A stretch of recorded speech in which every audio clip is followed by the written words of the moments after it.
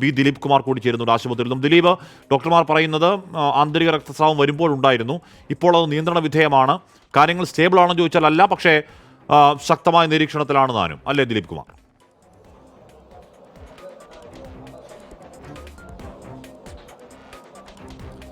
ഹാഷ്മി, വിദഗ്ധ ഡോക്ടർമാരുടെ നിരീക്ഷണത്തിൽ തന്നെയാണ് ഉമാ തോമസ് MLA ഉള്ളത്. ഇപ്പോൾ ഡോക്ടർമാർ അല്പസമയം മുമ്പ് മാധ്യമപ്രവർത്തകരോട് സംസാരിച്ചപ്പോൾ ആന്തരിക രക്തസ്രാവം ഇപ്പോഴില്ല എന്ന കാര്യം പറഞ്ഞിട്ടുണ്ട്. അത് ഏറെക്കുറെ ഒരു ആശ്വാസകരം എന്ന നിലയിലേക്ക് തന്നെയാണ് കാര്യങ്ങൾ നീങ്ങുന്നത്. പക്ഷേ ഇപ്പോൾ ഒന്നും പറയാൻ കഴിയില്ല. 24 മണിക്കൂർ നിരീക്ഷണ വിധേയമാണ് എന്ന കാര്യം കൂടി ഡോക്ടർമാർ കൂട്ടിച്ചേർത്തിട്ടുണ്ട്. നട്ടലിനും അതോടൊപ്പം തന്നെ ശ്വാസകോശത്തിനും തലച്ചോറിനുമാണ് ഈ പരിക്ക് ഉണ്ടായിട്ടുള്ളത്. അതിൽ തന്നെ വാരിയെല്ല് പൊട്ടി ശ്വാസകോശത്തിലേക്ക് കയറിയിട്ടുണ്ട്. അത് നീക്കം ചെയ്യുക എന്നതാണ് ഇനി അടുത്ത ഘട്ടം. ഏതായാലും അടിയന്തര ശസ്ത്രക്രിയയുടെ ആവശ്യമില്ല എന്ന കാര്യം കൂടി ഡോക്ടർമാർ പറഞ്ഞിട്ടുണ്ട്. ഇപ്പോൾ ഇവിടെ പാലാരിവട്ടത്തെ ആശുപത്രിയിൽ വിദഗ്ധ ഡോക്ടർമാരുടെ നിരീക്ഷണത്തിലാണ് ഉമാ തോമസ് ഉള്ളത്. നിരവധി നേതാക്കൾ അതോടൊപ്പം തന്നെ ഉന്നത ഉദ്യോഗസ്ഥരൊക്കെ ഇവിടേക്ക് എത്തുന്നുണ്ട്. കോൺഗ്രസിന്റെ നിരവധി പ്രവർത്തകർ ഈ ആശുപത്രിയിലേക്ക് എത്തുന്നുണ്ട്. ഉമാ തോമസിന്റെ ആരോഗ്യ വിവരങ്ങൾ ആരായാൻ മന്ത്രിമാരായ പി രാജീവ്, സജി ചെറിയാൻ എന്നിവർ ഇവിടെ ആശുപത്രിയിലുണ്ട്. MP ഹൈബി ഈഡനുണ്ട്. അതോടൊപ്പം തന്നെ മറ്റു നേതാക്കളെല്ലാം, കോൺഗ്രസിന്റെ പ്രധാനപ്പെട്ട നേതാക്കളൊക്കെ ഇവിടെയുണ്ട്. DIG Putta വിമലാദിത്യയുണ്ട്. ADGP S Sreejith ആശുപത്രിയിൽ എത്തിയിട്ടുണ്ട്.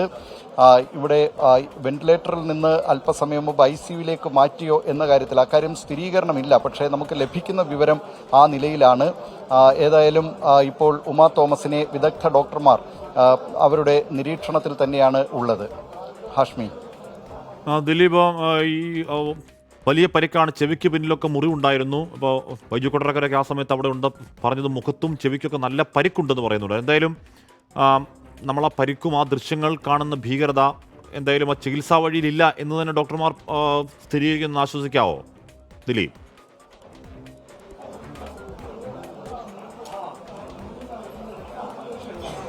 ഹാഷ്മി, ഏതാണ്ട് 15 അടി ഉയരത്തിൽ നിന്നാണ് ഉമാ തോമസ് MLA താഴേക്ക് വീണത്. കലൂർ ജവഹർലാൽ നെഹ്റു സ്റ്റേഡിയത്തിൽ ഈ മൃദംഗ സന്ധ്യ എന്ന പരിപാടി, അതൊരു ഗിന്നസ് റെക്കോർഡ് ലക്ഷ്യമിട്ടുള്ള നൃത്ത അവതരണമായിരുന്നു. ആ നൃത്ത പരിപാടിയിൽ പങ്കെടുക്കുന്നതിന് വേണ്ടിയാണ് അതിൽ VIP പവലിയനിലേക്ക് കയറുകയായിരുന്നു ഉമാ തോമസ്. അപ്പോഴാണ് അവിടെ സൈഡിൽ ബാരിക്കേഡ് പകരം അവിടെ റിബൺ വെച്ചാണ് കെട്ടിയിരുന്നത്. ആ റിബണിലേക്ക് പിടിക്കവേ വഴുതി താഴേക്ക് വീഴുകയായിരുന്നു. താഴെ കല്ല്, കോൺക്രീറ്റ് ഇവയൊക്കെയുള്ള ഒരു സ്ഥലമാണ്. അവിടേക്കാണ് ഒരു വശം ചരിഞ്ഞ് ഉമാ തോമസ് വീണത്. അതുകൊണ്ട് തന്നെ ആ വീഴ്ചയുടെ ആഘാതത്തിൽ ചെവിയുടെ ഈ ഭാഗത്ത്, തലയുടെ ഈ ചെവിയോട് ചേർന്നുള്ള ഭാഗത്തൊക്കെ വലിയ പരിക്കേൽക്കുകയും വലിയ തോതിൽ തന്നെ രക്തസ്രാവം ഉണ്ടാവുകയും ചെയ്തു.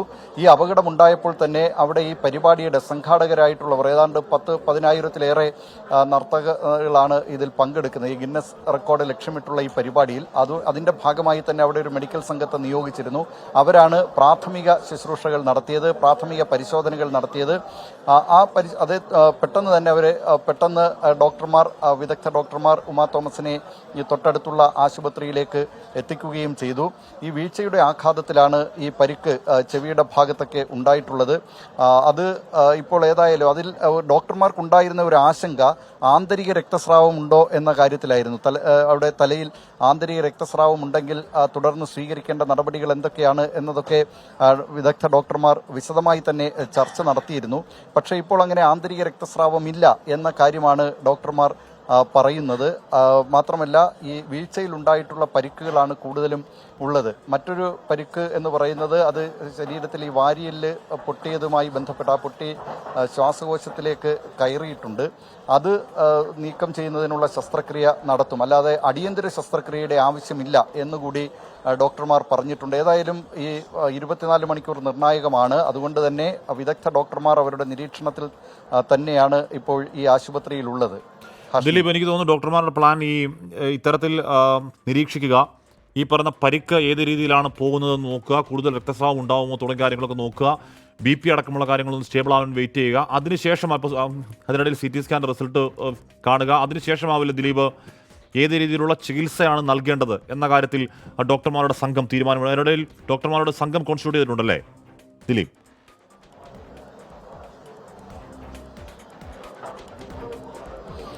ഹാഷ്മി അതിനുശേഷമായിരിക്കും, അതായത് ഈ കാര്യങ്ങളൊക്കെ വിലയിരുത്തിയതിനു ശേഷമായിരിക്കും. നേരത്തെ CT സ്കാനൊക്കെ എടുത്ത് പരിശോധന നടത്തിയതിനു ശേഷമാണ് ഡോക്ടർമാർ ഈ ആന്തരിക രക്തസ്രാവമില്ല എന്ന കാര്യം ഉറപ്പുവരുത്തിയത്.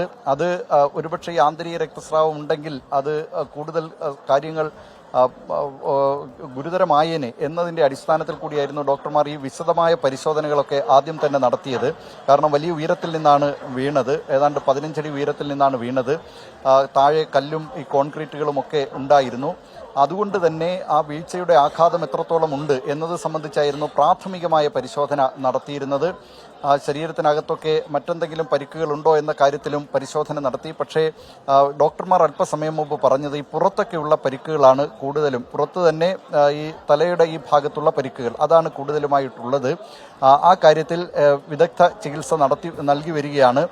വിദഗ്ധ ഡോക്ടർമാരുടെ സംഘം, കൂടുതൽ ഡോക്ടേഴ്സ് കൂടി എത്തി ഉമാ തോമസ് MLA ആരോഗ്യനില പരിശോധിക്കും എന്ന് അറിയുന്നുണ്ട്. ഏതായാലും ജില്ലാ ഭരണകൂടവും അതോടൊപ്പം തന്നെ സംസ്ഥാന മന്ത്രിമാരും ഒക്കെ ഇവിടെ ഈ ആശുപത്രിയിലുണ്ട്.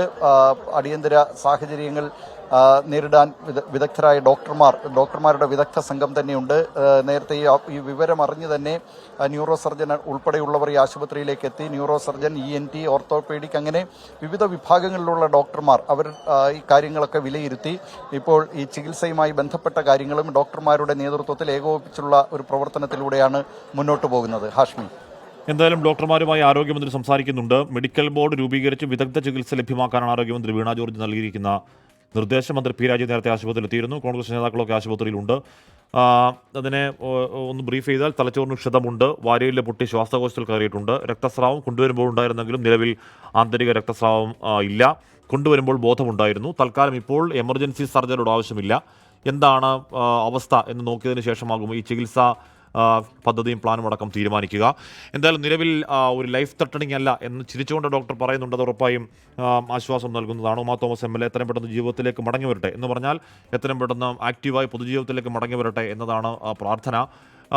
ഡോക്ടർമാർ പറയുന്നുണ്ട് ഇത് ഒരുപക്ഷെ വളരെ പെട്ടെന്ന് ക്യൂർ ചെയ്യാൻ കഴിയുന്ന പരിക്കുകളല്ല എന്ന് ഡോക്ടർമാർ പറയുന്നുണ്ട്. അപ്പോൾ കുറച്ച് നാൾ ഒരുപക്ഷെ വിശ്രമ ജീവിതം ആവശ്യമായി വരുന്നതിൻ്റെ ആവശ്യകത കൊണ്ട് ഡോക്ടർമാർ ഇപ്പോൾ പറയുന്നുണ്ട്. സ്റ്റേബിളാണെന്ന് ചോദിച്ചാൽ സ്റ്റേബിളാണ് എന്ന് സ്ഥിരീകരിച്ച് പറയുന്നില്ല. അതൊരു പക്ഷേ ഈ പറഞ്ഞ 24 മണിക്കൂർ നമ്മളിപ്പോൾ അത്തരത്തിൽ അപകടങ്ങളൊക്കെ പറ്റി ആശുപത്രിയിലേക്ക് പോകുമ്പോൾ ഡോക്ടർമാർ 24 മണിക്കൂർ നിരീക്ഷണത്തിന് ശേഷം എന്തെങ്കിലും പറയാൻ കഴിയൂ എന്ന് ഡോക്ടർമാർ പറയുന്നതാണ്. അതങ്ങനെ തന്നെയാണ് അവർ പറയേണ്ടതും. കാര്യം അവർക്ക് എന്താണ് രോഗിയുടെ അടുത്ത മണിക്കൂറുകൾ ഉണ്ടാകുന്ന അവസ്ഥ എന്ന കാര്യം അവർക്കും ഒരു പ്രവചനം അസാധ്യമാണ്. എന്നാൽ കൂടിയും ആദ്യഘട്ടത്തിലുണ്ടായിരുന്ന അല്ലെങ്കിൽ വീഴ്ചയുടെ ആഘാതം വെച്ച് നോക്കുമ്പോൾ ഉണ്ടായേക്കാവുന്ന വലിയ മാരകമായ പരിക്കുകൾ ഇല്ല എന്ന് തന്നെ, എന്ന് പറഞ്ഞാൽ ഈ പരിക്കുണ്ട്, പക്ഷേ ആ വീഴ്ചയുടെ ആഘാതത്തിൽ നമ്മൾ കരുതിയ മട്ടിലുള്ള വലിയ പ്രശ്നം, വലിയ അതിഭീകരമായ ആരോഗ്യ പ്രശ്നമില്ല എന്ന് തന്നെയാണ് ഡോക്ടർമാർ പറയുന്നത്. മാനേജബിളാണ് എന്ന് ഡോക്ടർമാർ പറയുന്നുണ്ട്. ദിലീപ് കുമാർ തുടരുന്നുണ്ട്. ദിലീപ്, ഇവിടെ ഈ സ്റ്റേഡിയത്തിലെ സ്റ്റേജിനെ കുറിച്ചൊക്കെ ഉള്ള പരിശോധന ആവശ്യമായി വരില്ലേ? അത് വലിയ പരിപാടിയാണ്. ഒന്നാമത് സംസ്ഥാനത്തെ ഒരാഴ്ച ദുഃഖാചരണത്തിനിടയിൽ എങ്ങനെയാണ് ഈ 12,000 പേരെ പങ്കെടുപ്പിക്കുന്ന ഒരു ഭരതനാട്യ പരിപാടി എന്നൊക്കെയുള്ള അത് വേറൊരു സൈഡ്. ഇത് അത്തരമൊരു വലിയ പരിപാടിയിൽ സ്റ്റേജ് കെട്ടുമ്പോൾ ആവശ്യമുള്ള സുരക്ഷാ ക്രമീകരണങ്ങൾ പാലിക്കാതെയാണോ സ്റ്റേജ് കെട്ടുന്നത് തുടങ്ങിയ കാര്യങ്ങളിലൊക്കെ ഒരു പരിശോധന, ഒരു പ്രാഥമിക പരിശോധന ഇതിനോടകം തുടങ്ങിയിട്ടുണ്ടാകുമോ ദിലീപ്?